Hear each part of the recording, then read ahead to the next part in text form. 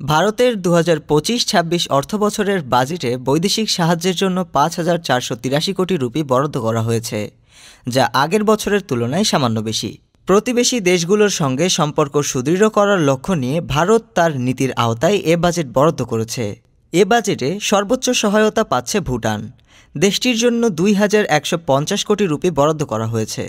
অন্যদিকে মালদ্বীপের জন্য বরাদ্দ ৪০০ কোটি থেকে বাড়িয়ে ৬০০ কোটি রুপি করা হয়েছে। বাংলাদেশের জন্য সহায়তা আগের মতোই।